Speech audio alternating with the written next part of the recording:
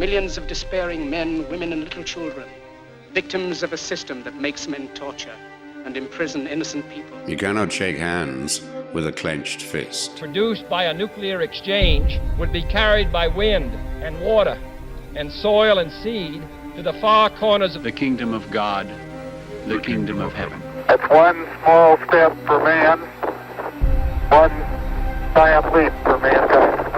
We're not saying that planet Earth is coming to an end. We're saying that planet Earth is about to be refurbished, spaded under, and have another chance to serve as a garden for another civilization. Most of the people in here are just your reflections. They're your mistakes. 1776 will commence again if you try to take our firearms. 1 million of the planet's 8 million species are threatened. You are what you repeatedly do. Therefore, excellence ought to be a habit, not an act. Your lives and the credibility of the United Nations is at stake. Epstein didn't kill himself. The reason this is such an interesting time is not only because we're on the threshold of the end of this civilization. They're trying to take you out with bullshit. The experience of the past 2 years has proven beyond doubt that no nation can appease the Nazis. To those who can hear me, I say, do not despair. The misery that is now upon us is but the passing of greed, the bitterness of men who fear the way of human progress. The hate of men will pass, and dictators die, and the power they took from the people will return to the people. And so long as men die, liberty will never perish. In the language of the U.S. Department of Defense, these are unidentified aerial phenomena. Roswell's a very interesting place with a lot of people that would like to know what's going on. There is very compelling evidence that we may not be alone. This is the Garden of Doom.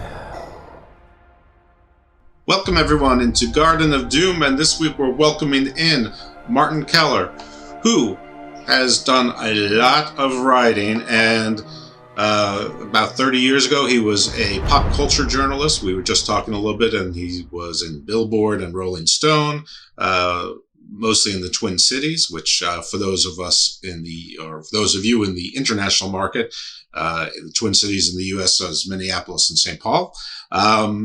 He's a published author and has an unproduced screenplay, or maybe more than one. His works appeared in Rolling Stone, Leaders, The Washington Post, The Boston Globe, Final Frontier, Billboard, Utni Reader, I'm not even sure I've pronounced that correctly, Right On, The Star Tribune, the Minneapolis St. Paul Business Journal, City Pages, and others. He's had appearances on Today, 48 Hours, PBS, Public Radio, and more. Keller also has written Hijinks and Hearsay, Sinister Stories from Minnesota's Pop Life. So I pronounce it Sinister because it's spelled scene, not sinister. So if people think I mispronounce sinister, you're wrong. And contributed to the Minnesota series. For the past 25 years, he's worked as an award-winning public relations specialist, including an adventurous stint for the Center for the Study of Extraterrestrial Intelligence. The Space Pen Club is his newest book. It's based in part on that period. Some of the folks who have given praise to the book include people that you might recognize like Dan Aykroyd and Louie Anderson. So I think that's really cool. Anyway, Martin Keller, thank you very much for coming on the show. Please, correct or embellish on any introduction where I lapsed.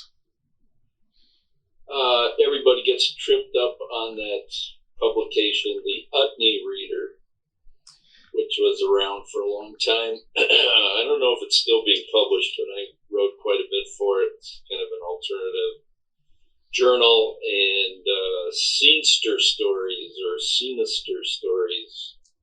is the subhead from my other book, Hijinks and Hearsay, talking about pop culture back in the day here in the Twin Cities, which produced everybody from Bob Dylan to Prince to comedian Louie Anderson, Liz Winstead, who co-founded the Daily Show, host of other well-known international artists, including Paul McCartney, U2, Bonnie Raitt, Bob Marley. A lot of good stuff in that book, but we're here to talk about ufology. Absolutely. So yeah, I tried to make Utney into something Norse or German. So anyway, I guess I think maybe in the original it might be Utney, but we always pronounced it Utney here. So I understand the book has been described. It's like, it's sort of parts Close Encounters of the Third Kind, but parts otherwise, and some of it is based on your own experiences. So take us, I guess, through your story and what inspired you to go down this path. Well, I've characterized the book as a historical, cultural, and personal memoir, and it includes a great deal of history and lore that you will find in the subject. But it also includes my personal experiences throughout my life. I had a UFO sighting in high school with 3 other friends. I've always been interested in space, outer space, and inner space, turns out. That said, I was a real space nerd as a kid. I wrote to NASA to get information about the early space programs, Mercury, Gemini, and Apollo, and received these thick packets of public information along with autographed photos of the astronauts. I picked my favorites, put them up on my wall along with my Bob Dylan and Beatles and Stones posters. And those are kind of the 2 worlds that rocked my world, outer space and rock and roll. But after I went away to college and early into my professional career, I really didn't think about or care about the whole UFO subject or UAP subject, unidentified aerial phenomenon, as it's now being packaged. I guess they've rebranded it to lose all the connotations about the UFO term, which has been in use since the 40s. Yeah, we're going to come back to that towards the end, I hope. And I'm saying this out loud so that if I don't remember, you do. Because a lot of people are putting a lot of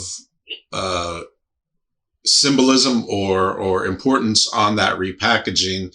And I'm not sure they're wrong. I'm not sure they're right either. But I want to get your take on it, from a really almost like a professional journalist standpoint. But anyway, we'll get that. That's more of a towards the end kind of thing.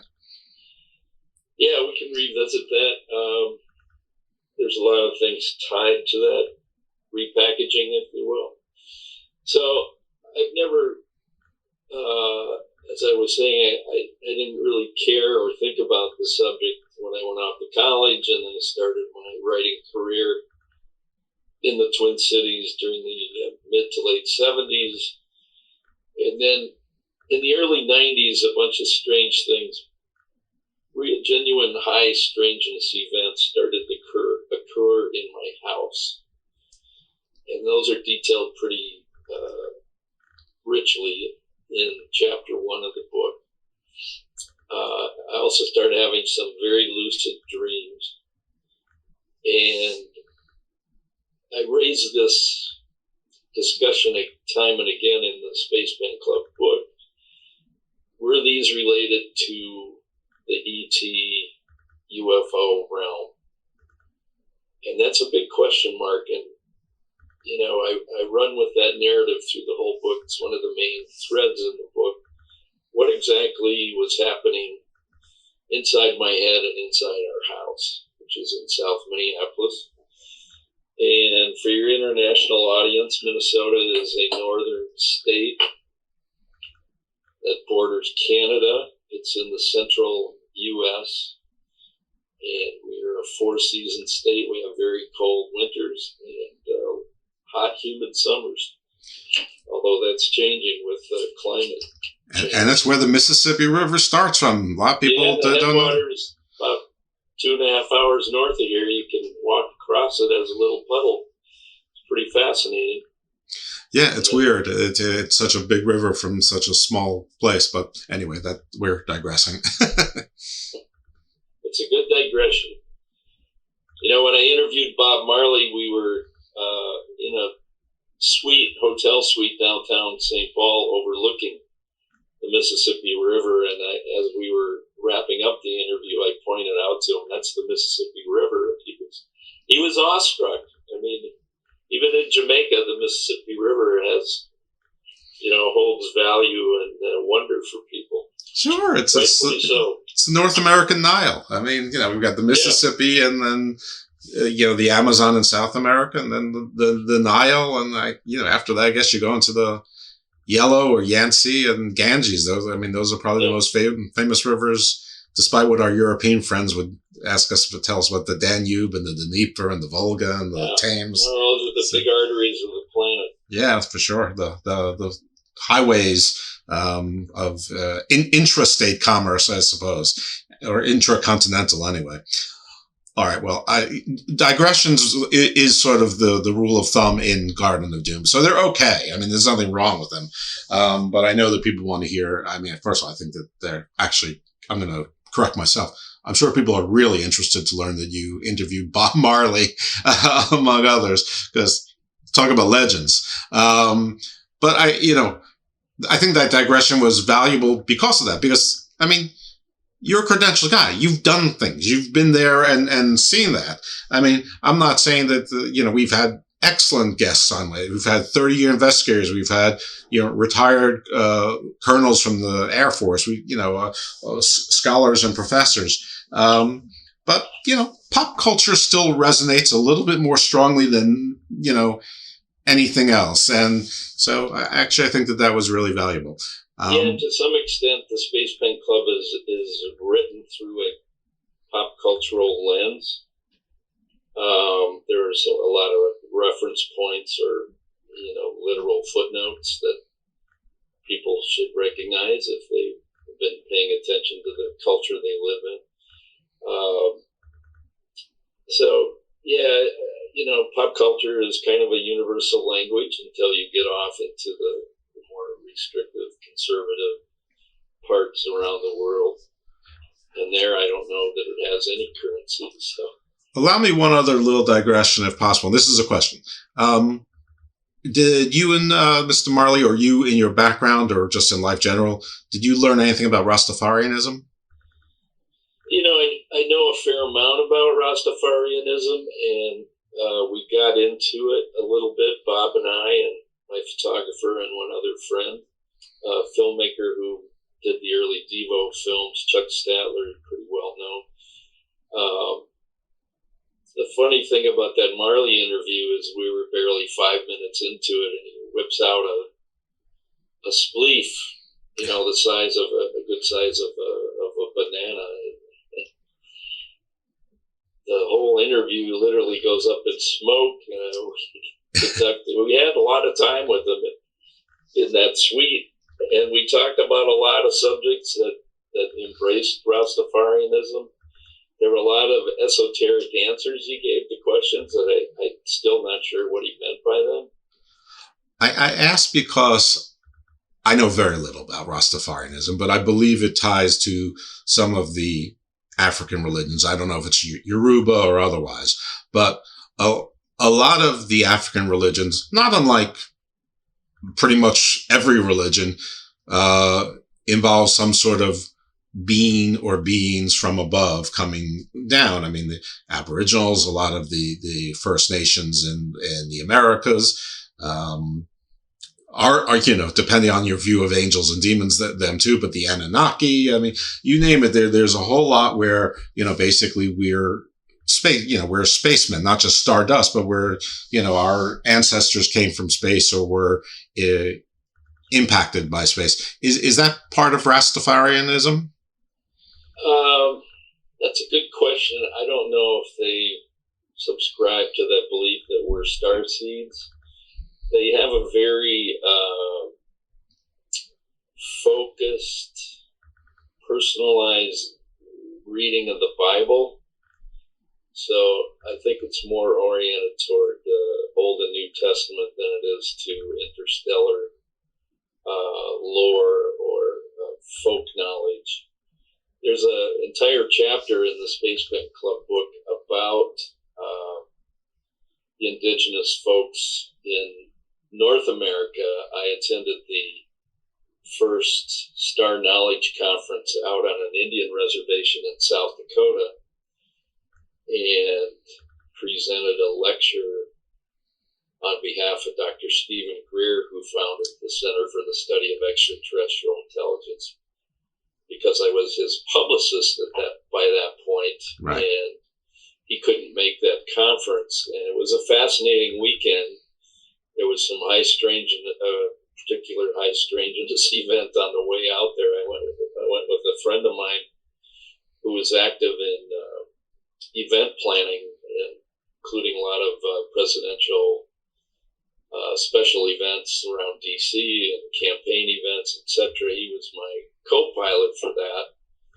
And halfway, about 3/4 of the way on our trip to Yankton, South Dakota area, middle of the day, clear blue sky like the one I'm seeing out my window here in Minneapolis today, we saw an arrow appear in the sky, just a basic, like a chalk drawn arrow, with the arrowhead 2 points and the shafts on the arrowhead, a thin line, and then the tail. It just showed up in the sky, and he saw it first. I was driving, I was watching the road. He goes, "Oh my God, look out your window, look out your window." Looked out my window, I saw this thing. I almost went off Interstate 90 into the ditch, into the Meridian. And we had all kinds of photographic and video equipment on board, and we, neither one of us thought to try to get a photo of it. Right. And eventually it just disappeared, but it was pointing in the way of the Star Knowledge Conference location. And it was kind of a mind blower. And then at the conference, the second day, there was a drum ceremony being held outside the building. I think it was a high school in the little town of Marty, South Dakota, on the reservation there. There was a drum corps featuring native and a lot of non-native people sitting in a circle drumming. And apparently a sort of chalk-like circle appeared over this circle on the ground. And my friend was outside witnessing this. He ran in to find me. And by now, the word of it had spread, and people were literally trying to bust through the doors, and they couldn't get out. It was like a traffic jam. By the time I made it outside, the circle overhead had dissipated, but everybody outside was talking about it. So verifying, in effect, this visual sighting of this event. Was it E.T. or was it something else? Again, there's so much we don't know. The universe is, I think, kind of a magical place, and sometimes you get to experience that magic. Well, I think it was Arthur C. Clarke who at least made it famous that magic is just science we don't understand yet. That's a paraphrase, not a quote. But that's a great quote. Yeah. And by the way, for those of you who are thinking, well, that was just a Skyrider. For a Skyrider, they're low enough that you would see the skyriding plane. You'd probably even hear it, even if you were driving. But there was nothing visible other than this image in the sky of the arrow and the circle overhead, and it was complete silence. Yeah. Anyone who's ever been to any beach resort or major beach area knows what Skyriders look like and hear it, and you could see it happening, and you could see who's riding it, and they don't just appear mysteriously. So anyway, moving on from that, but that's definitely an interesting start to that conference. I guess that was probably like a segue from the Rastafarianism to what the focus of that conference was, which probably talked about so like the Anasazi and items like that. Yeah, a lot of different tribal shaman were at this event, sharing their beliefs about what they call the Star People. And one in particular, one of the organizers of the event, standing out from that reservation in Yankton, he and I hit it off right away. Unfortunately, I didn't get to catch much of his presentation other than the last maybe 10 or 15 minutes. And, he basically proclaimed that the symbols on the crash that Jesse Marcel Jr. saw in Roswell when his father, Jesse Marcel Sr., brought home a little piece of the wreckage of this alleged spacecraft. There were similar symbols on this that Standing Elk talked about at the conference, and he said, in our world, each one of these symbols represents certain indigenous truths about the universe and how to live your life. And I'm not going to go into what they are because I don't have them from memory, but very interesting analysis of that. And, the Roswell crash is sort of the Rosetta Stone of ufology, but the government, ever since that crash, now, 70 years ago, has released 3 different interpretations of what happened there. It's like, okay, well, which one are we supposed to buy? Was it a weather balloon? That was the first one. The next one was, what was the next one? The third one was crash test dummies that were dropped from space. It's just like, okay. There's no end to the kind of deceitfulness that the subject brings out in the military and intel agencies that are involved in this issue. So, next question. I want to. Can you describe any of the symbols just shape-wise? I'm just wondering if they harken back to anything I've heard from prior shows. Well, look at there's an image on my book's website, thespacepenclub.com, of Standing Elk, who's now a chief. His name is Chief Golden Light Eagle. There is a circle with a line through it. There is something that looks like a capital letter I, sort of inverted lines at the top and bottom. There's another circle that is broken in half. There's a equilateral triangle with a line adjacent to it. Those are the symbols that he's holding in this image. If you go to the book's website, you can find a picture of Chief Golden Light Eagle holding these symbols. And, apparently they were similar to the ones that were recovered at Roswell. I have no way of knowing, obviously, if that's true or not. That's part of the frustration of working in this realm. Right. In fact, there are a couple times in the book where I say, this is my farewell to ufology. I'm tired of all that. Many stories, plot lines, if you will. But since 2017, this has now become a respectable news topic for exploration.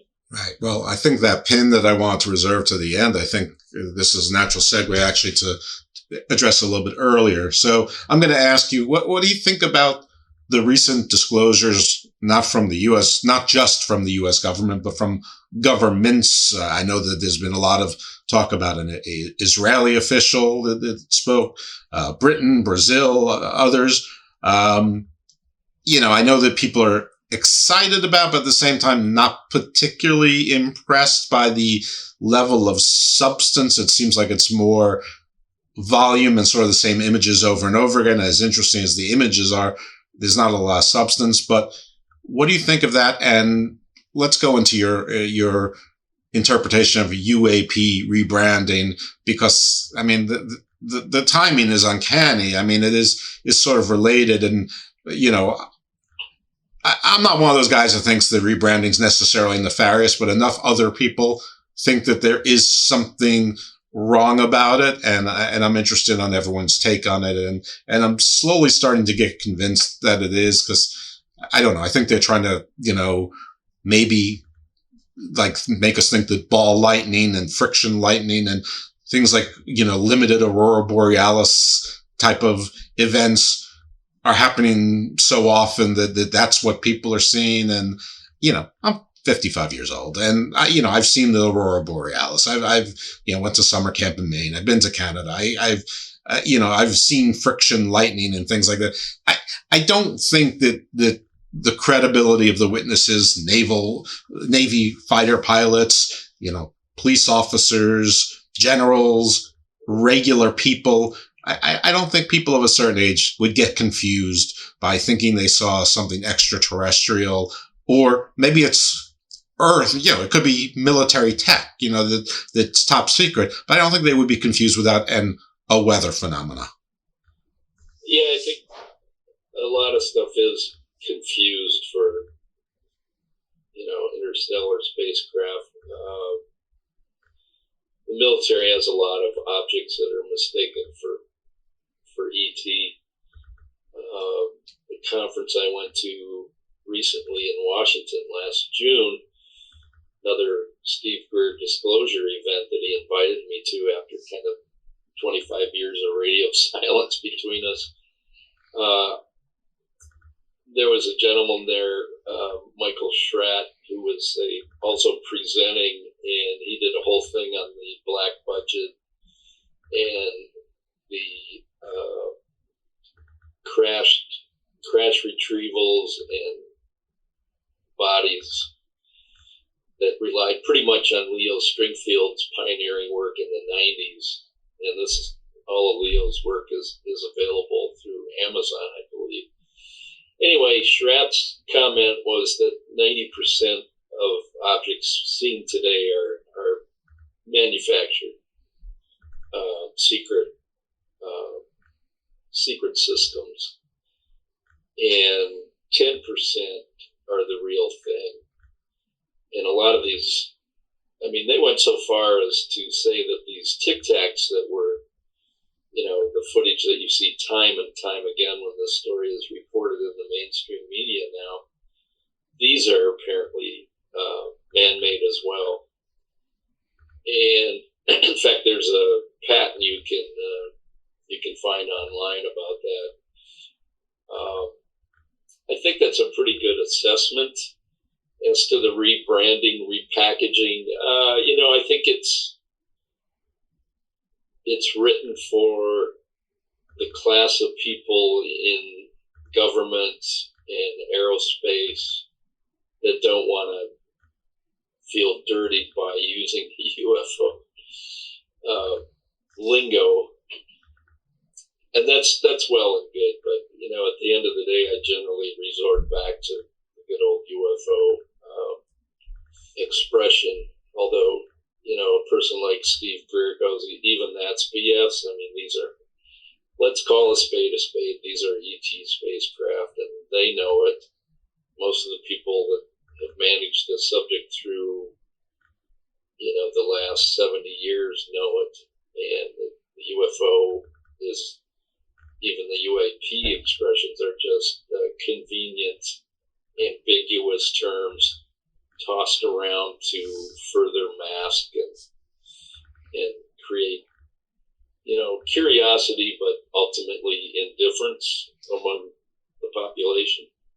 I think there's definitely something to it, and I think that's clear. I also have been involved with enough groups, and I've sort of studied enough about secret societies, and I've talked to enough witnesses and authors and whatnot to know that in the groups often splinter themselves, and sometimes they splinter themselves by having very important arguments about things that are not particularly important, or very intense arguments about things that are not that important. And I just worried that this terminology UFO, UAP is one of those things which that will be their argument to distract them for 2 years when they're not actually working and looking at the regular stuff. It's it's not that important, I don't think it's that important. I think it's almost like a psyop. The distraction itself is the goal rather than the actual change in terminology. I think it would take 30 years before people will stop saying UFOs for UAPs, if at all. So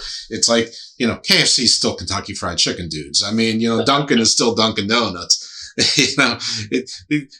We're sheepish, but we're not sheep. Yeah. Well, I had a thought here, and now I think it has slipped away. I feel you. That's me every day. One of the problems of aging. But we're in a curious time with these congressional hearings in Washington and pilots that have come out publicly and shared their stories.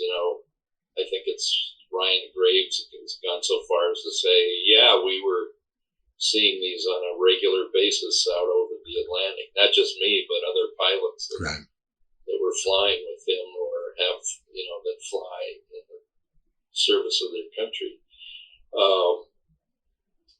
The whistleblower David Grusch, however, who has impeccable credentials in the intel world, he's kind of become the main man for disclosure now. Although I hear a lot of Steve Greer coaching in his statements.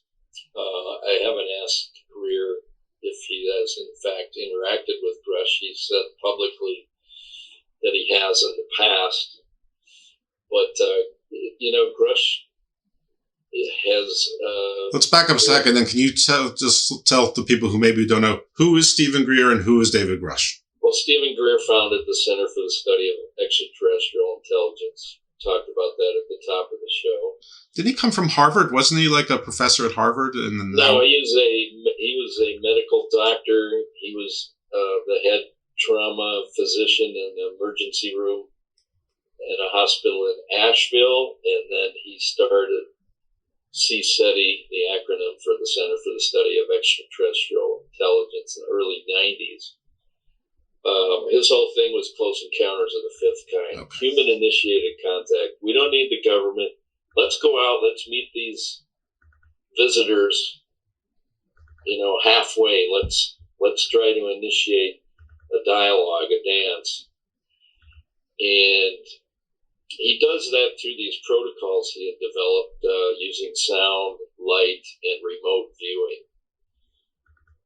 And it was the craziest thing that I ever exposed myself to in my life. It was also the most captivating because, number one, I had an interest in the subject, and I was introduced to Greer as a freelance journalist. He was wanting to expose his very young organization to the broader public, the reading public. And I wrote what I thought was a really good 20-page article about him and his organization, kind of positioning it as the next level of serious UFO research, real-time research. Greer forms working groups all over the country in England and Scotland and other places around the globe, and trains them to do this sort of CE5 activity, close encounters of the fifth kind activities, to initiate a landing at some point. And at some point, it's probably going to happen. The book goes into pretty good detail about that. There's a whole chapter on close encounters of the fifth kind. And there's also a separate chapter on our trip to Mexico and the volcano zone, where if you want to see flying saucers, go down there. It's about 80 miles southeast. I always get the directions wrong. Southeast of Mexico City. There's Mount Popo. I think it's the second largest active volcano in the world. It's about 11,000 feet. There's a webcam train down there that has captured quite a few interesting objects going in and coming out of that volcano. And I saw that firsthand when we were down there. Unfortunately, we were shadowed by a news team from CBS for their 48 Hours program. Oh. And I'm not going to go into too much detail of that because it's discussed pretty heavily in Chapter 8 of the book, but suffice to say, they made us look like, stupid gringos.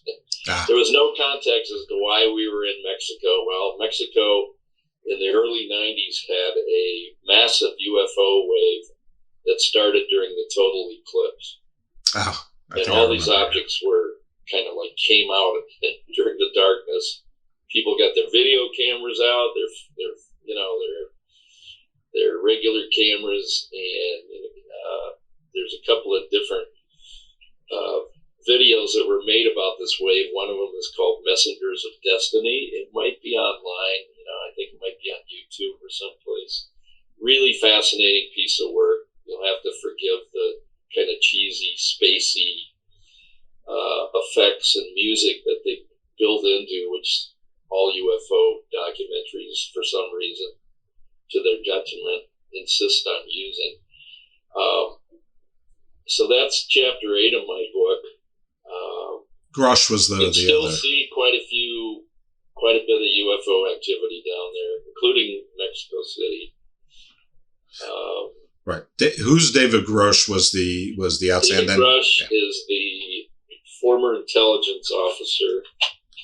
Let me bring up his name so I get his credentials right, because they're impeccable credentials. Right, which is a little bit different than Louie Elizondo, who says he has a lot of credentials. Nobody can find them, which I guess is sort of consistent with if you were in Black Ops, but it's a whole. Lou, at the end of the day, Lou's credentials stand up, and he is who he says he is. He's got a book coming out. I don't know if it's going to be out in time for Christmas. I mean, for his sake, I hope it is. Right. A lot of people are going to buy that book. David Grusch is a United States Air Force officer and former intelligence official. Let me see if I can get a little more finite. And by the way, all of the individuals named, you're all welcome to come on the show. Would love to have any and all of you. So Grusch has kind of turned into the poster boy. He's also the guy who was testifying on July 26th of this year, interacting with these congressional people like Representative Mace from South Carolina. She asked him point blank,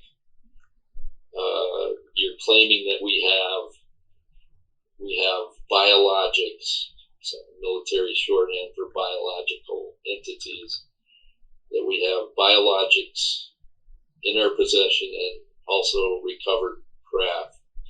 And he said, that's right. And she said, where can I find these? He said, I can't share that in a public hearing like this, but I can meet with you afterwards and give you a list of locations where they are.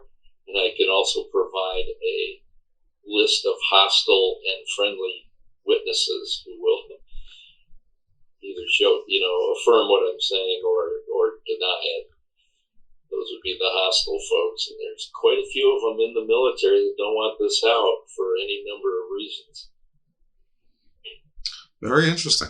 Okay, so the reason I asked you to identify them is you were about to say something about the two of them together in conjunction. I just wanted to set the stage, but I think that's... Yeah, I mean, I think Greer has mentored Grusch in how to bring this public, because Greer's been doing this for 30 years. Right. Did 2 prior disclosure events in Washington, one in 1997 that I participated in. There's a whole chapter on that too, chapter 9. The road to disclosure, the barriers to, what is it? I gotta look it up. While you're doing that, there was a particular phrase that I found on your book, and you indicate, I think, either space ghettos or UFO ghettos. What does that mean? Oh, the UFO ghetto.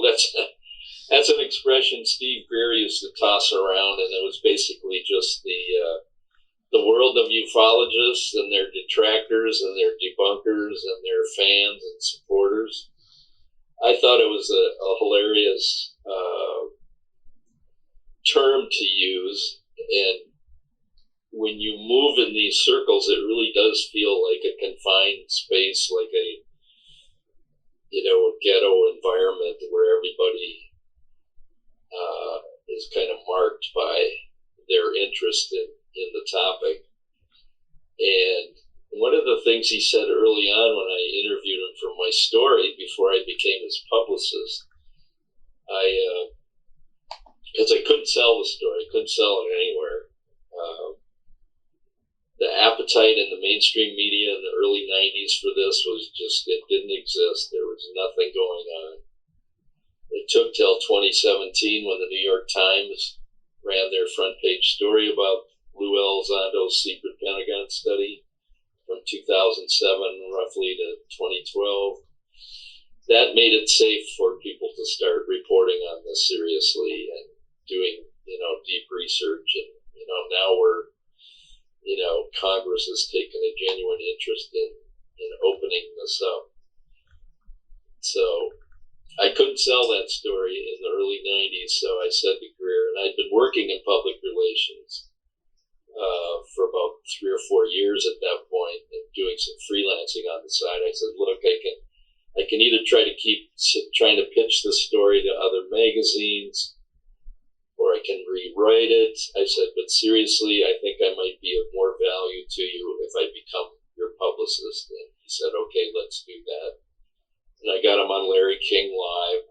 Larry King did a mid-90s special on UFOs, which was at that point their highest viewed show, their highest viewed special. I watched it, I remember. Ever over CNN. And so I became his publicist, and the story kind of fell by the wayside until I decided to write my memoir about this lifelong interest of mine. And I pulled a lot of stuff from that 20-page article and used it in the book. The chapter I was trying to remember the title of chapter 9, The Road to Disclosures. The Road to Disclosure, the Barriers to Truth. And that talks about the first couple of Steve Greer-sponsored UFO disclosure events in Washington. The second one was in 2001, and I didn't go to that.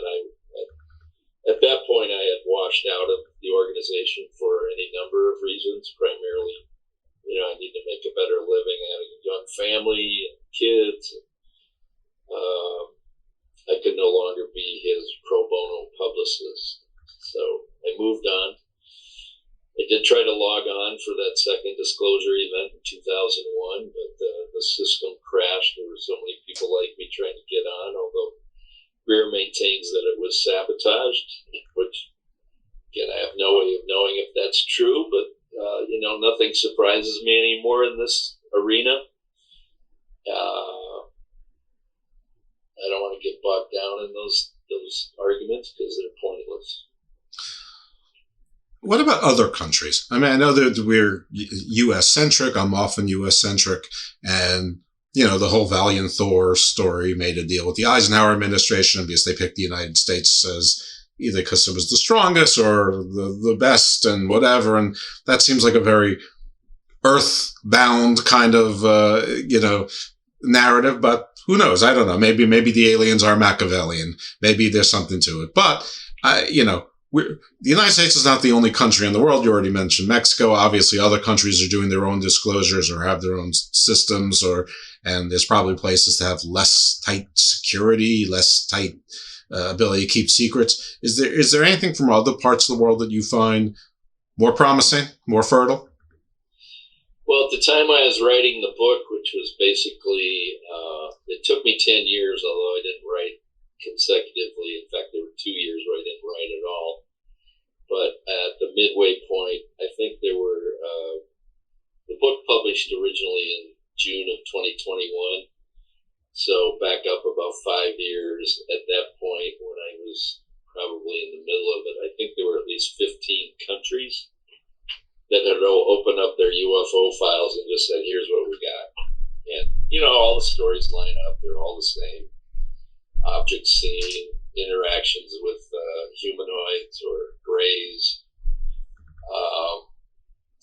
The big countries, the big superpowers, China, Russia, US, England, leaving somebody out. But Russia in particular has a lot of stories like the ones we have. They have their Roswells, they have their Kingman crashes, they have their military folks and astronauts occasionally coming out and saying, yeah, it's real, and this is what happened in my sector.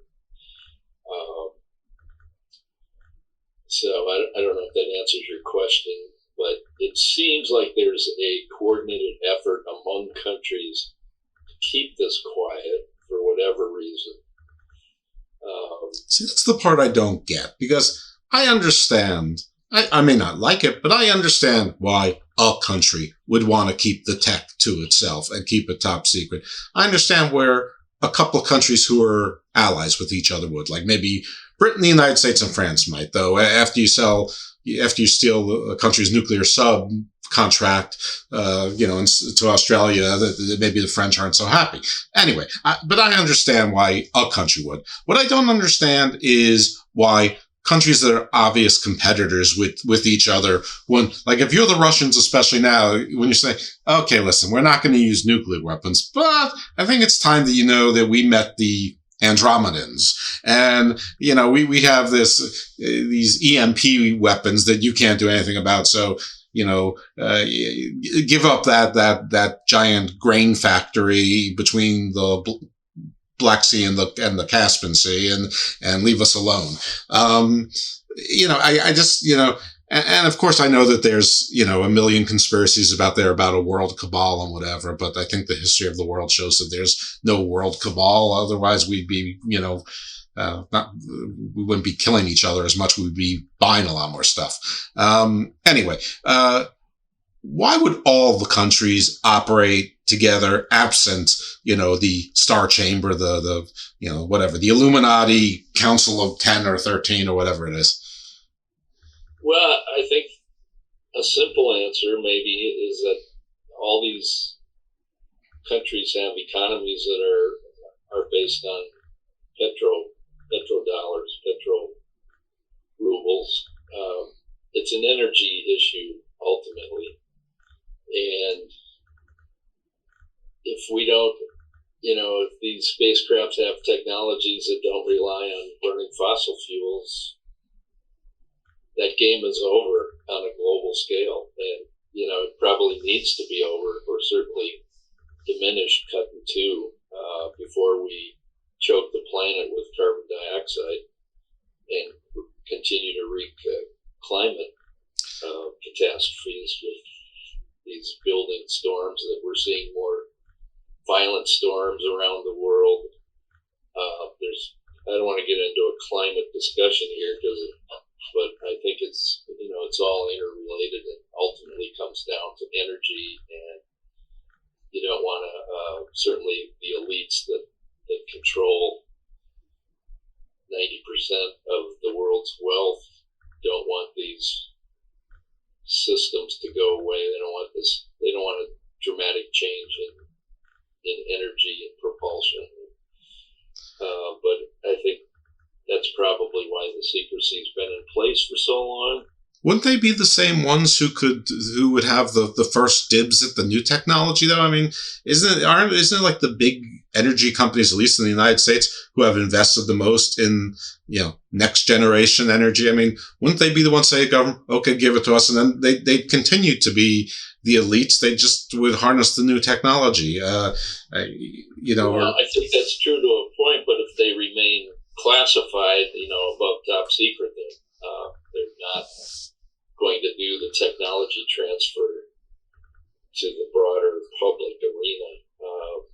So are you saying that it's almost like they have like informal patents, basically, and it's just about extending your monopoly, your basically your, everyone, a patent lasts for 20 years, but if there was some way to extend your patent for another 20 years, any company would do it. And so I guess what you're suggesting is they know it's inevitable, but they want to continue their monopoly as long as possible and then transition into the next monopoly. Well, I think a lot of these big corporations hold those patents to that ET technology.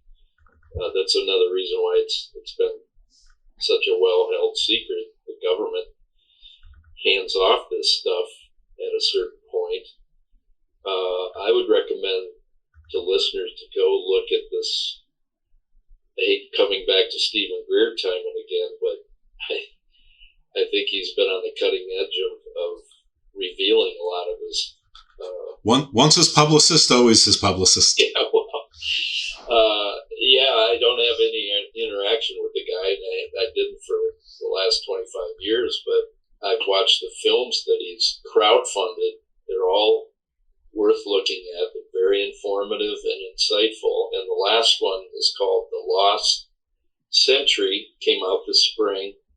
It's The Lost Century and How to Reclaim It. And it talks about this very issue, the whole thing about who owns the patent of these technologies, how do these never make it into the everyday world. It's a fascinating film. It's very well researched, a lot of experts in this, and it goes all the way back to Tesla, who probably uncovered most of the secrets of the universe and energy and dynamic systems and so on that we're, we've just sort of skated around the edge of over the last 100 years. Tesla, all of Tesla's stuff was taken under lock and key when he died. And, we were talking about Nikola Tesla, not Elon Musk's electric car company. Yeah. Well, there's a reason he named it. Right. Nikola Tesla is sort of the hero of the libertarians, and the Nikola Tesla would have changed the world and wasn't allowed to. That's right. Yeah. So this film really, I think answers all this type of, or this line of questioning. I've seen it a couple times, and I learned more about it every time. I think you can find it on the streaming platforms. It's worth your $5 or $6 you're going to shell out to watch it. Let's talk a little bit more about you. Like, what brought you into this world? What was your story? I mean, obviously, you talked about some of the experiences, but you must have had something pretty shocking and pretty glaring that kept you in this world. Sometimes it sounds a little bit reluctantly for, I don't know, 4 or 5 decades now? Pretty much my whole life. I had a sighting with friends in high school of an object about a quarter of a mile outside of our high school. Middle of winter in western North Dakota, which gets damn cold. I think it was 20 below wind chill that night. And there had been UFO sightings in the whole western part of the state where I grew up. So it was being reported in the news, and we were at a varsity basketball game, and somebody came in from smoking a cigarette outside and said, "Hey, there's a big UFO over the NDSU, North Dakota State University Extension Service farm," which is about a quarter of a mile down the road from my high school, kind of on the edge of town. And we ran out there without our coats on to look at it, and it was a luminous oval object hovering over a field, and silent. Somebody, one of my 3 pals that were out there watching it with me, said, "Hey, let's get in my car and go see it." And I think I was the guy that poo-pooed that idea. Let's get closer. Let's get a better look. Like, no, I'm cold. Well, it was cold. We left our coats in the bleachers, and I think my comment was, "Well, that's what everybody's been reporting all over this part of the state. Let's go back inside and see who wins the basketball game." Right. I would like to take that one back. Give me a mulligan on that. But, and this is a spoiler, that same week, my best friend, who's now my attorney, was also my debate partner in high school. We were student council officers, and we were on our way to a student council meeting one night earlier in the week. And his house was on the back end of the big city park. It's called Rocky Butte Park. It was a butte that extended up over the plains. You could see it from about 50 miles away. And we were walking through the park to get to the other side where the high school was. And this red orb came down from the top of the butte and kind of hung in front of us. And we didn't know what the hell it was. I mean, I still don't know what it was. We made some comment about it, and then we both think it disappeared. It just kind of vanished as quickly as it came. And I forgot about it completely until I was hypnotized later on, like 20 years later, out in Arizona, by Dr. Richard Haynes, who was an advisor to Greer's organization. And it came up under the hypnosis, and I didn't really realize what I was talking about. So I called my friend Jim when I got back to Minneapolis. I said, hey, I was doing a sky watch with Greer's organization, and Dick Haynes hypnotized me to look at all this weird stuff that I've experienced in my life. And because Jim had said during the sighting outside the high school, it's not like the one we saw in the park. I said, do you know what that refers to? And he goes, oh yeah, I know exactly what that refers to. He said, you and I saw a little red orb come down from the top of the butte and kind of hover in front of us, 10 feet away from us. And the minute he said that, I had total recall of the event. Right. But fast forward to the early 90s, as I was finishing my story on Greer, I woke up one morning at 4:03 in my bedroom, and there were 5 little red orbs in the room. And this is detailed pretty heavily in my book. They were silent. There were 2 at the foot of the bed. There was one over toward the clock, which sat on our dresser, and I could see it from our bedside. And then there was one by the window that looked down onto the street, and then there was one closest to me, and that one seemed to be inside and outside of the room, which really got my attention. Kind of like, holy smokes, what's going on here? It's like the wall had dissolved and the socket was occupying exterior and interior space. So I looked at the clock again to make sure I was awake, and it was still 4:03, but now the 2 at the foot of the bed that had been like this were moving in opposite directions, but completely synchronized. And then I blacked out. I woke up in the morning, and I had some residual physical side effects from that lasted for 2 days. Okay, what kind of residual side effects are you talking about? Like the top of my crown, where the crown chakra sits, would flare up. I would feel like the hairs on the top of my head were on fire. On fire, stimulated, And if anyone ever took Accutane, you know exactly what he's talking about, that kind of feeling. Weird sensation. Came and went like 3 or 4 times that following morning and into the next day, and eventually dissipated on the 3rd day. But I had no energy. I felt like my soul had been sucked out of me. I felt like I had no willpower.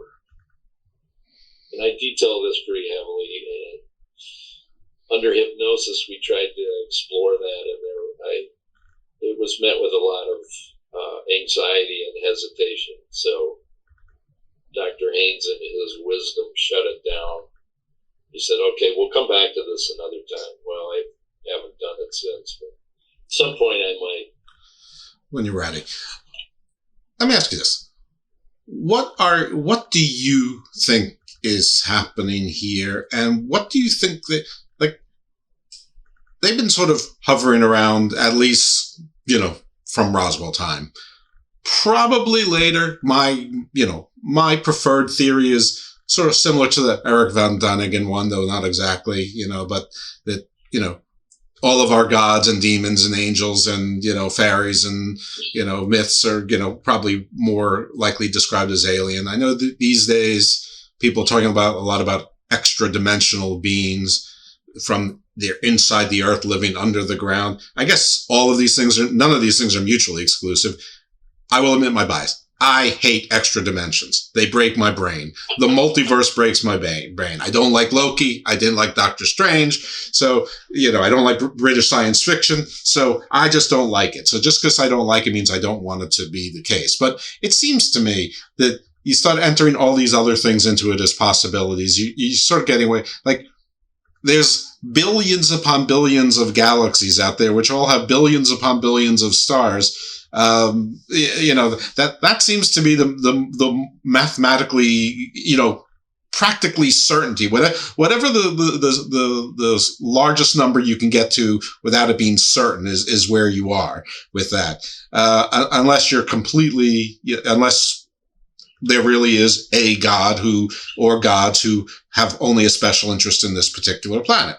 I mean, those are your two possibilities.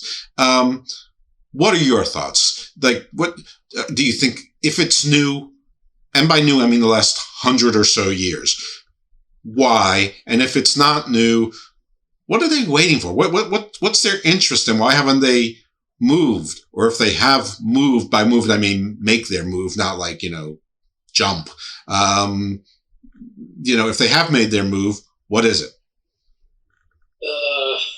Boy, all these things probably are in the realm of possibility, and as you said, they're all not mutually exclusive. But for the hard and fast ETs that have come here or have been here, or some say are here, no one really seems to know what the agenda is. The attorney Dan Sheehan, who helped litigate the Iran-Contra affair, was involved in the release of the Pentagon Papers, the Karen Silkwood story. Really smart guy, who turns out has been lifelong into this subject matter as well. He wrote a white paper for Carter, President Carter's request. Danny Sheehan also had ties to the Jesuits in Washington. He was their legal counsel, and he made several trips to Rome and heard that there was a Vatican library dedicated to this subject. And always tried to get in it, and they always said, yes, it's here. No, you will never get into it. Anyway, Danny Sheehan in a podcast a couple of years ago, as I was finishing the book, said, okay, here's what's happening. If you look at the close encounters of the fourth kind cases, those are the interactions with these beings in these crafts or outside of these crafts. If you look at the stand-up cases that have withstood scrutiny and analysis over the last 50, 60 years, there are two messages. One, your environment is slowly collapsing or quickly collapsing because you're ruining the environment of the planet. You're choking the planet, basically, because of fossil fuel use and miscare of, good environmental science. Secondly, you need to get rid of your nuclear weapons. They're bad for countries, they're bad for the planet, and they're bad for us in space. Apparently, atomic energy can rip the fabric of space. I don't know the science behind it, but it's been explained to me a couple of different ways, is that it can permeate into space. Well, I'd like to, I'm not asking you to learn the physics of it right now, but I'd love for someone to explain that to me, because my understanding is that's pretty much what every sun is. So, I don't quite get that. A big nuclear reactor. Yeah. So I just don't know if like, one, I don't know why they care. Two, if they care so much and they're so far ahead of us, why can't they just do something about it? Unless they have one of these like Star Trek Prime Directives, but it's like, we have a Prime Directive, but we can warn you, but we can't do anything. I don't understand. And maybe I don't understand it because my human brain doesn't operate the same way their brain is, or maybe because my human brain is limited by me. But obviously they don't need our energy because they have energy that's superior to ours. Obviously they don't need tech because they have it. If they wanted to make us into slaves, as some would say, they're doing a pretty bad job of harvesting us since our population keeps going up. If they're trying to control the world,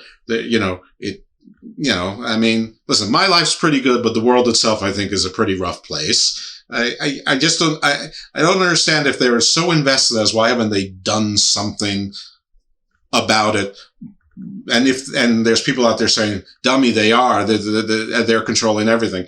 Okay. Why haven't they done something a little bit more dramatic to say, hey, we're in charge here? And I know that you can't answer this question any better than I can, but what is your opinion? Like, what's the end game? What's the purpose, and what's stopping them? Well, I've heard those arguments that there really is a quote-unquote Prime Directive, that they're not going to interfere in planetary affairs. They're not going to subvert governance in countries. They're not going to intervene in stupid wars that we keep having. However, when you start looking at all the incursions of these objects around nuclear missile sites, including one 100 miles from where I grew up in Minot, North Dakota, there's chapter 4 of my book goes into this event that's very compelling. A friend of mine here did just awesome research on this case, interviewed all the pilots involved and folks on the ground. This was in October of 68, where a large object came into over the Minot Air Force Base where these missile sites were, and hovered, created panic on the ground, and eventually moved a 20-ton concrete block off of a silo and scrambled the launch codes for 10 missiles inside this command center, this missile launch center. And the interesting thing about this story is that there was a crew that had been dispatched on their nightly, mission to fly a route somewhere, probably along the perimeter between Canada and the U.S. And they were returning to the base, and they were hearing all this noise over the radio from the base. They had this object on the radar, and pretty soon they had a visual read of this. They could see the object hovering beneath them over the base. So you've got witnesses on the ground, you got witnesses in real time watching this object hover over this Air Force base. It's causing all kinds of turmoil. And it's a great read if you really want to jump into it. Google Minot Air Force Base, 1968, UFOs, Tom Tulin, T-U-L-E-I-N. And you can pull up his full report. It's thoroughly done, heavily annotated, great sources. A lot of the witnesses are still alive. A couple of them have written books. Anyway, they know our nuclear capabilities, and these, at least my read on it, is that when they do these incursions, they are sending a message to, like, what are you doing? Stop fooling around. Put these things to bed. Shut them down. Or at some point, maybe we're going to have to shut them down for you. And here's how we're going to do it. You won't have any defense against it. Yeah. I think that's another reason why it's been a secret for so long, is we have no defense against these objects, these visitors. One of the things you said that I found interesting is that the motivation might be that the nuclear explosions might be bad for space. And, my response was something to, that's what stars are, but stars are, of course, orbs, and they're part of the natural function of things. We don't understand dark matter. And dark matter apparently is 95% of space. And some people call it plasma, but apparently it's the ties that bind everything, and there's energy there. And maybe it's that, planetary nuclear war, that amount of nuclear energy coming from a planet would damage the dark matter. And if you damage the dark matter anywhere, you damage the dark matter everywhere. And maybe that's just something we don't understand. And that would be a motivation that would make sense. And, that's very plausible. I like that. And their timetable is certainly different than ours. I mean, or likely that they measure, that to them, something that might happen in 400 years is, the same as for us, a presidential cycle or whatever. Yeah, I'm an English major. I love stories, especially well-told stories. And one of the attractions to ufology, although now it's become a distraction, it's made me cynical, in fact. There's so many stories, and there's so much conjecture about who they are, what they are they at all real? I've heard the terminology in my travels through the so-called UFO Ghetto that there is a Galactic Federation. I can't say it with a straight face. Guys like Danny Sheehan, who I highly respect and who is active in Washington and has worked closely with a lot of different UFO groups and individuals now, whistleblowers who are coming out of the woodwork. He could talk about the Galactic Federation without batting an eye. Right. I can't do it because I'm maybe it's the rock and roll cynic in me, but I want to know, or I'm done with the game. Although I don't think the game is done with me. I don't think it is either, but I mean, yeah, you hear Galactic Federation, and I mean, it takes you, it's a Star Trek or Emperor Palpatine. Either way, it's too human. Yeah, so, and I'm going to have to break off here shortly. Sure. But, there are a lot of good quotes in my book, if I don't mind saying so. No, please. But one of my favorites, and this is kind of where I leave everything, because at some point you have to leave it there unless you are totally vested in this, like a Dr. Greer or Whitley Strieber, or any one of these guys that are very visible, very public. Richard Dolan, the academic researcher out of Rochester, New York. These guys have committed themselves to really exploring this topic much more than I ever will. I mean, this is my, as I said in the book a couple times, this is my farewell to ufology. I've had enough. Although I continue to blog about it on my book site, but I don't know how much longer I'm going to continue to do that. But anyway, this quote in the book, and this is kind of where I stopped the conversation, and I pretty much leave it there. It was a quote from J.B.S. Haldane, a British geneticist, an evolutionary biologist from 1927.